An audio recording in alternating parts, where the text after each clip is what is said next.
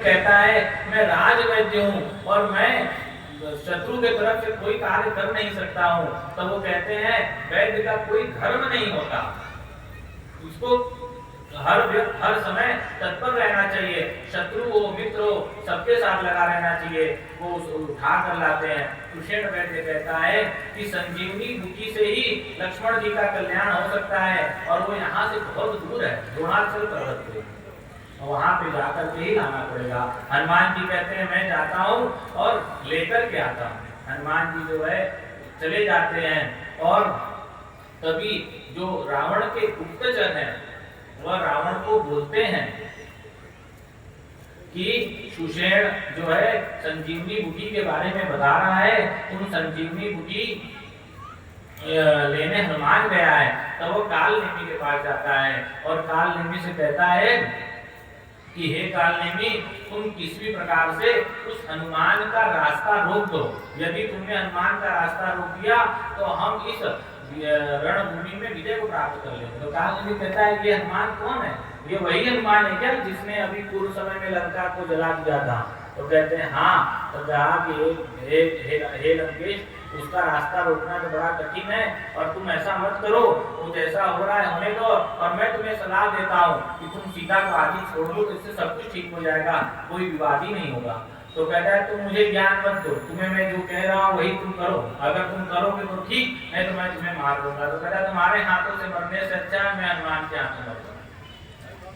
और वो वहां जाकर एक कपटी मुनि का वेश धारण करके बैठ जाता है और राम राम राम राम बोलते रहता है। जब हनुमान जी जा रहे होते हैं उनको प्यास भी लगती है और वो देखते हैं कि नीचे जो है राम राम राम राम कोई बोल रहा है, उनके मन में आएगी अच्छा व्यक्ति है, अच्छा लोग है। कल ही हम लोग ने बात किया है कि जैसा पिएंगे पानी वैसी होगी वाणी और जैसा खाएंगे अन्न वैसा होगा मन।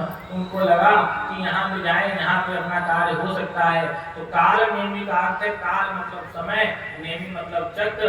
जो काल चक्र को जानता है, जो काल चक्र के बारे में उल्टी सीधी बातें करने वाला है, वह काल नेमी। वो उसके पास जाते हैं, उससे कहते हैं हे प्रभु मुझे प्यास लगी है। तो वो कहता है कि ये लोग कमंडल में पानी है पी लो। तो कहता है नहीं नहीं मुझे इससे तो होगा नहीं। तो कहता है कि मैं सब कुछ जानता हूँ, तुम द्रोणाचल पर्वत में जा रहे हो संजीवनी बूटी लेने, लेकिन लक्ष्मण जी वहाँ ठीक हो चुके हैं, तुम चिंता मत करो, मैं यहीं से ठीक कर दूंगा।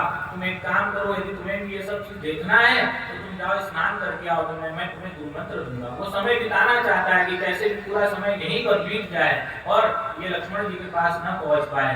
तो वो भगवान जाते हैं और उस कुंड में स्नान करते हैं, और जब कुंड में स्नान कर रहे होते हैं तभी एक मकड़ी है वो उनका पैर पकड़ लेती है और भगवान उसी समय उसका उद्धार करते हैं। तो मकड़ी जो है एक अप्सरा के रूप में ऊपर आती है और कहती है कि हे हनुमान जी, हे प्रभु, ये जो संत के रूप में बैठा हुआ है ये कालनेमी राक्षस है और ये आपको बहला रहा है, आप इसकी बातों में मत आइए, आप अपने राम काज को करिए।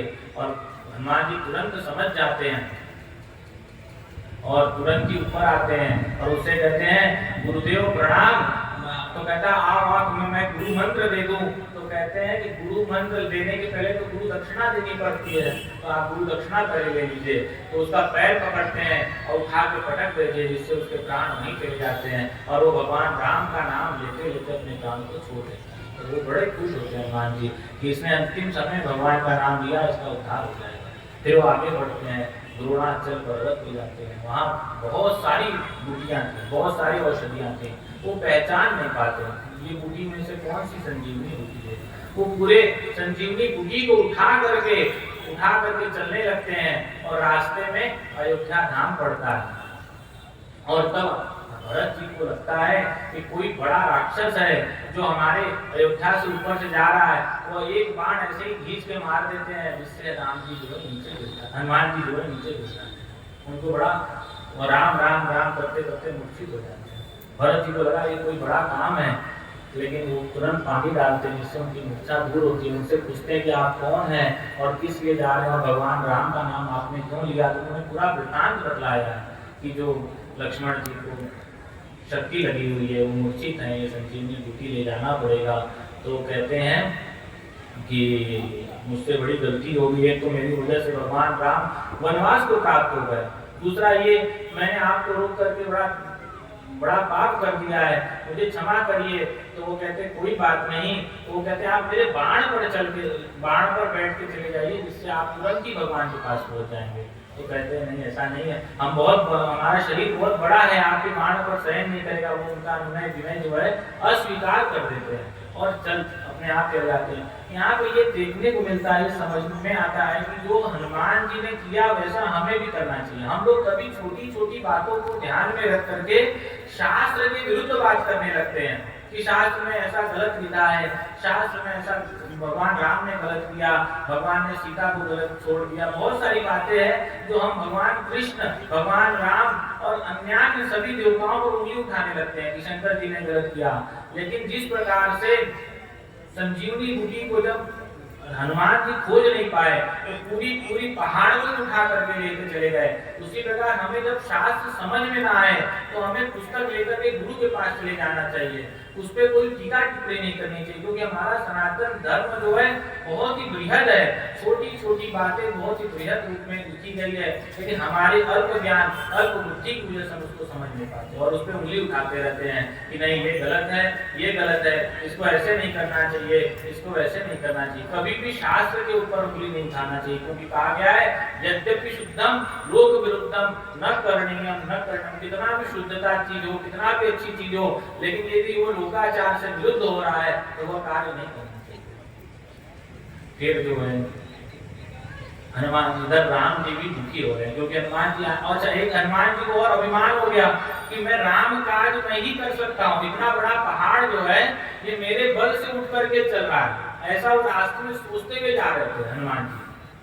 तो जब भरत जी ने हनुमान जी को बाण मारा है तो पहाड़ ऊपर ही रह गया और हनुमान जी गिर गए। तब उनको समझ में आया मैं तो केवल माध्यम हूँ, करने वाले तो भगवान है, भगवान मुझसे करा रहे हैं, ये बहुत बड़ी बात है। ऐसे ही हम लोग को भी समझना चाहिए कि हम कोई कार्य कर रहे हैं, हम सभी केवल माध्यम हैं, हम करने वाले नहीं हैं, हम कराने वाले नहीं हैं, हमसे भगवान करा रहे हैं, ये बहुत बड़ी बात है। नहीं तो हम नहीं होंगे तो कोई और करेगा, ऐसा समझ के हमें कोई कार्य करना चाहिए। ऐसा नहीं समझना चाहिए कि अगर हम ना रहे तो हम ये कार्य हो ही नहीं सकता, क्योंकि यदि अहंकार आ गया, अहंकार और अभिमान में यही अंतर है। अहंकार जो है जिसका आकार हो जाए वो अहंकार, और जिसका मान हो जाए वो अभिमान। हर अभिमान जो है धन का होता है, अभिमान जो है घर का होता है, अभिमान जो होता है सुंदर स्त्री का होता है, लेकिन अहंकार ज्ञान का होता है कि मेरे अंदर इतना ज्ञान हो गया, मैं इतना पढ़ा लिखा हूँ, मुझसे कार्य नहीं हो सकता, मेरे बिना कोई कार्य चल नहीं सकता, ये अहंकार है। ये दोनों का जब त्याग हो जाएगा तभी कहा जाता है अहम ब्रह्मास्मि। जब हमें सभी चीज का ज्ञान हो जाएगा, हम जब सब में परमात्मा को देखने लगेंगे तो हम ऑटोमेटिकली अहम ब्रह्मास्मि हो जाएंगे। क्योंकि सर्वे भवन्तु सुखिनः सर्वे सन्तु निरामया और सर्वे भद्राणि पश्यन्तु मा कश्चित् दुर्भाग् भवेत्। सीधी सी बात है, आप समझिए जब हम कोई भी फाइल अपनी ले जाते हैं कि भगवान मेरे हम किसी सरकारी अधिकारी के पास जाएंगे और केवल अपनी बातें को ले जाएंगे कि मुझे ये समस्या है, इसको सही कर दीजिए, तो वो मेरा पूरा बायोडाटा चेक करेगा कि आपने कहाँ गलती की थी और कहाँ क्या किया था, उसको एक एक चीज चेक करके फिर सही करेगा। लेकिन हम जब बहुत लोगों के लिए जाएंगे कि 10-20 लोग हैं, इन सभी की सभी चीजों को सही करना है, तो सभी को जब सही करना है तो सभी को नहीं चेक करेगा, सिर्फ ऊपर जो चेक करेगा और सिग्नेचर करके भेज देगा। उसी प्रकार से भगवान के धर्म में भी होता है कार्य। जब हम सबकी बात करते हैं कि भगवान सर्वे भवन्तु सुखिनः, सभी सुखी हो जाएं, सर्वे सन्तु निरामया, सभी निरोगी हो जाएं, और सभी भद्राणि सर्वे भद्राणि, जब सभी सुंदर चीजों को देखें तो मां कश्चित् दुर्भाग् भवेत्। जब सभी की हम बात करते हैं तो हम ऑटोमेटिकली सुख को प्राप्त करते हैं। और जब भगवान को कहते हैं भगवान मेरा घर अच्छा हो जाए, मेरा सब कुछ अच्छा हो जाए, मेरे बाल बच्चे अच्छे हो जाए, मेरी पत्नी अच्छी हो जाए, मेरे घर में विवाद न हो, तो भगवान एक एक चीज देखते हैं कि तुम यहाँ पे विवाद किए थे, तुम यहाँ पर विवाद किए थे। रावण की बात देख लीजिए, सुग्रीव ने केवल अपनी बात की कि मेरी पत्नी मेरे बच्चों को गादी में ले पकड़ लिया है, आप उसकी रक्षा कीजिए। तो भगवान भी उसकी परीक्षा किए, उसको मार खिलाए, तब जाके उसको उसकी पत्नी को छुड़ाए।